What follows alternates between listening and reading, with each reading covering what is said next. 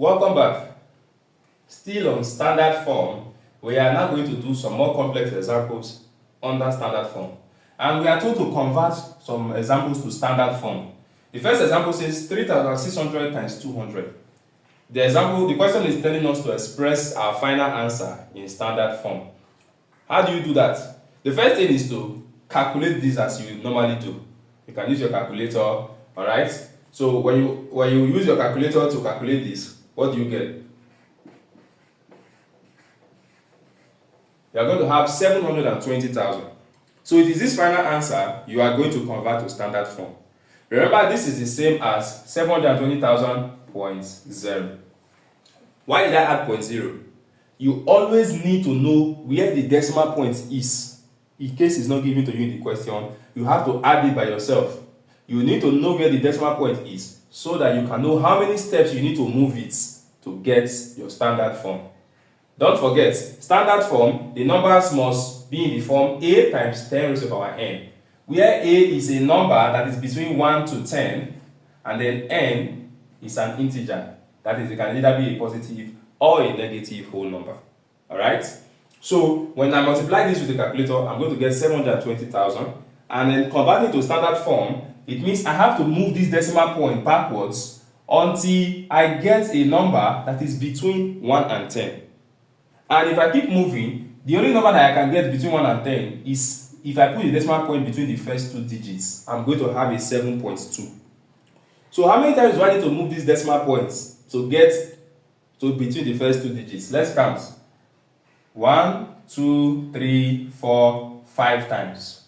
Alright? So that's going to give me what? Now it's 7.2. I've moved the decimal point there. I'm going to have 7.2. You can ignore these zeros because they don't matter.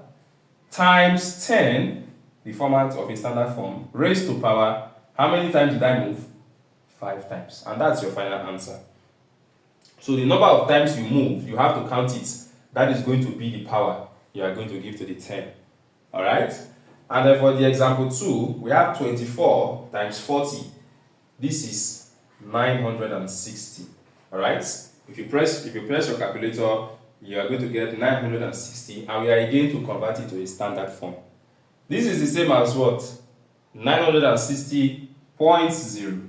You always need to know where your decimal point is, so you can know how many steps you need to move to get this number to be between 1 to 10. To get it to be between 1 to 10, I have to move it to be between the first two digits, alright? Which is 9 and 6. So when I move, how many times do I move? 1, 2, alright?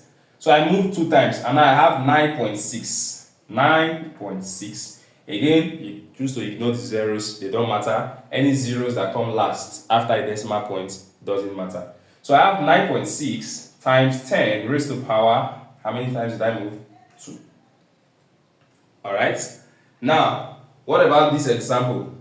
When you punch in your calculator, what are you going to have? 0.003 times 0.002. You're going to have 0.00006. In this case, this number is much smaller than 1, right? We need to get it to be a number between 1 to 10. So instead of moving backwards, we are going to have to move forwards, alright? Because the number is smaller than 1. If you look at the previous examples, the numbers were always bigger than 10. The highest we need, it was bigger. So we had to keep moving backwards until we got to a number between 1 to 10, which is 7.2. Same here, 960 was bigger than 10. We had to move back, alright? The thing about standard form is this: when you punch your calculator and you press this final answer, you are still going to get 960. When you punch this final answer, you are still going to get 720,000.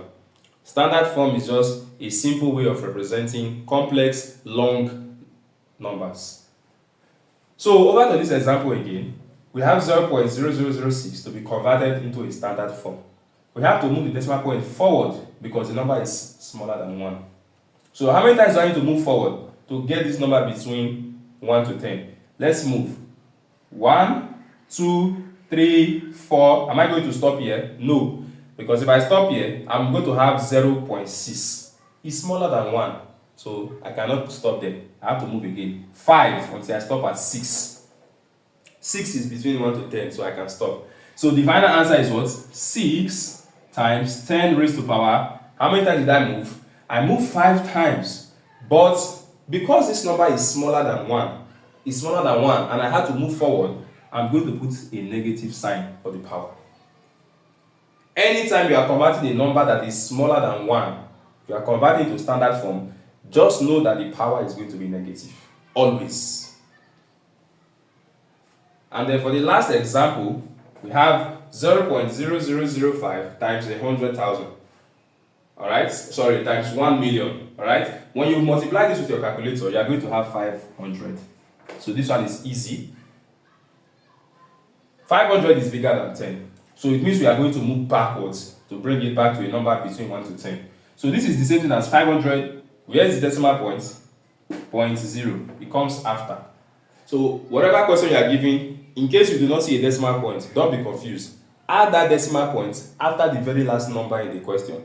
So if you are giving something like 63, just add the decimal point after the 63.0. If you are giving 531, add the decimal point yourself. Alright?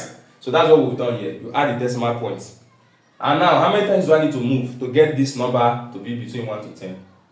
If I move once, this is going to be 50.0. 50 is still bigger. So I'm still going to move again a second time. Now I'm at 5.0. Is it between 1 to 10? Yes. So I can stop moving now. Alright? So that's 5.0 times 10 raised to power what? Is it minus 2 or plus 2? It's going to be plus 2 because the number is bigger than 10.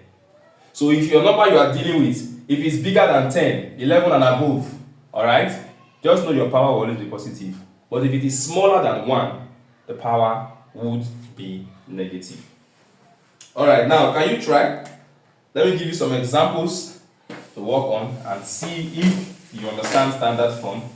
It's very important that you have a good knowledge of standard form because you are going to be needing it to solve in logarithms.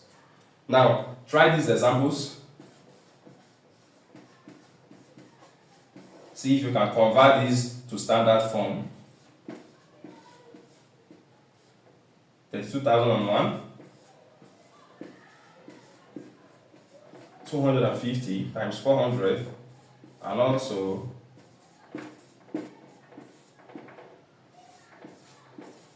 alright, don't forget to use your calculators, and at the end of the day, tell me your final answers, drop it in the comment section, and if you have any questions, ask in the comment section and I'll be happy to answer you.